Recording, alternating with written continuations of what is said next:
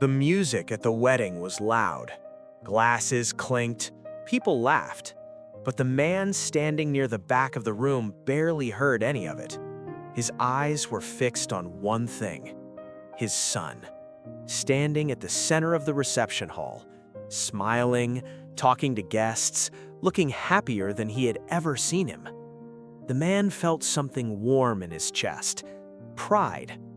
Not the loud kind people show, the quiet kind. The kind that lives in silence, the kind that grows for 28 years.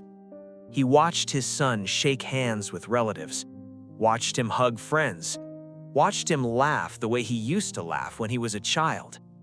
And then something strange happened. A memory surfaced. A small, almost invisible memory. But once it appeared, he couldn't push it away. His son had called him many things over the years. "Hey, can you help me? Do you have a minute?" Sometimes just his name. But suddenly, the man realized something that made his stomach tighten.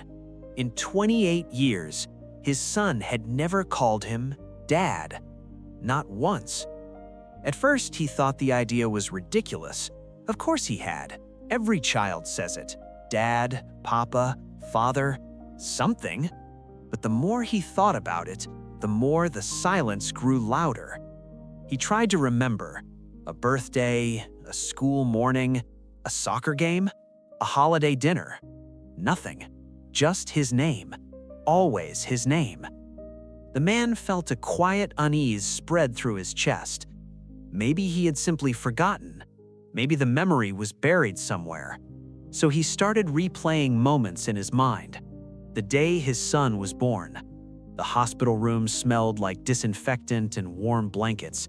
A nurse placed the tiny baby in his arms. He had never held something so small, or something so important.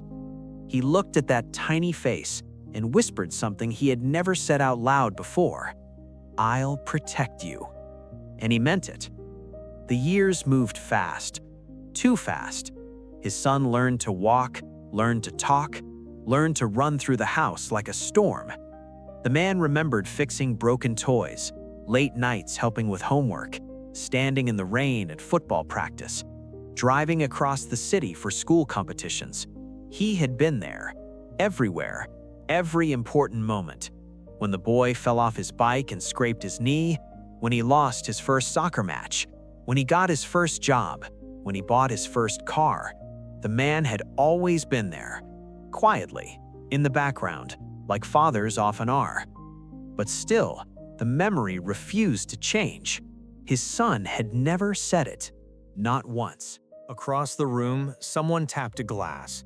The speeches were about to begin. The guests slowly returned to their seats. The man sat at a round table near the back. The bride's father gave the first speech. It was warm, funny. People laughed. Then the best man spoke. More laughter, more applause. Then the room quieted because the groom stood up, his son, holding a glass. The room filled with soft attention. The young man cleared his throat. "Thank you all for being here tonight." His voice was steady, confident. He thanked the guests, his friends, the people who had traveled across the country to attend. Then he turned toward the bride. His voice softened. He spoke about love, about how she changed his life, about how she made him a better man. People wiped tears. It was a beautiful speech. Then the young man paused. He looked around the room. His eyes moved across the tables. Then they landed on the man in the back. For a brief moment, their eyes met, and the father felt a quiet hope rise inside him. Maybe this was it. Maybe after all these years, he would finally hear it. The groom lifted his glass again. "There are a few people I want to thank." He thanked his mother. She cried immediately. The room smiled. He thanked his friends. He thanked his mentors. Then he looked again toward the back of the room, at the man who had watched his entire life from a distance, and he said, "I also want to thank you."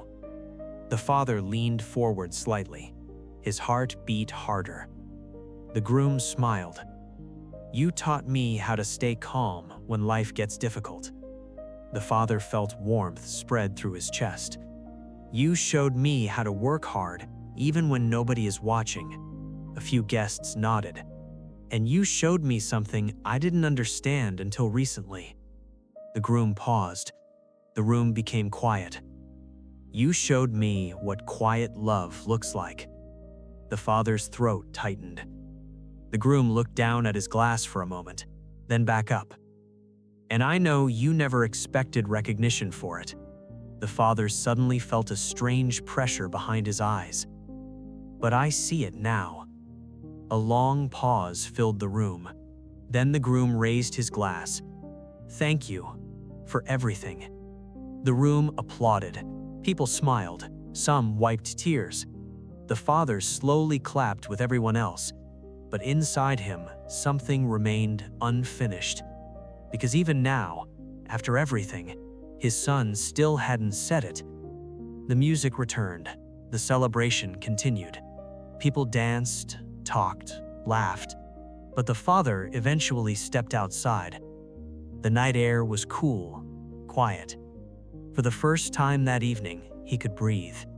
He stood near the edge of the parking lot, looking at the stars, thinking about something he had never allowed himself to question.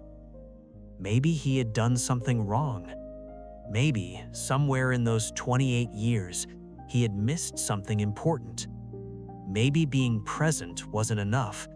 Maybe love needed to be louder. Maybe it needed words. Footsteps approached behind him. The father turned slightly. His son stood there, still wearing the wedding suit, still smiling a little. "Hey." The father nodded. "Hey." For a moment, they simply stood there. The son looked toward the dark sky. "Big day." The father smiled faintly. "Yeah." Another quiet moment passed. Then the son spoke again. "You left the reception early." "Just needed some air." The son nodded. He understood. He always had. Then something unexpected happened. The son looked directly at him and said something the father had waited 28 years to hear, but not the word he expected. "I know something probably bothered you tonight." The father frowned slightly. "What do you mean?" The son shrugged. "You've always been easy to read." A soft smile appeared on his face. Then the son quietly said, "I know you're wondering why I never called you Dad." The father froze. For a moment, he didn't know what to say. The son exhaled slowly. "When I was little, I almost did." The father felt his heart beat harder. "But then I realized something." The son looked toward the reception hall, where music still played. Everyone else had a dad. He looked back at him. "But I had something different." The father's voice barely came out. "What do you mean?" The son smiled again. Not the smile he used for guests. A real one. "When people asked who taught me to stay calm, I said you. When people asked who showed me how to fix things, I said you. When people asked who showed me what responsibility looks like, I said you." The son paused. But the word dad never felt big enough. The father felt his eyes burn. "So I just called you by your name." The son placed a hand on his shoulder. "But you were more than that."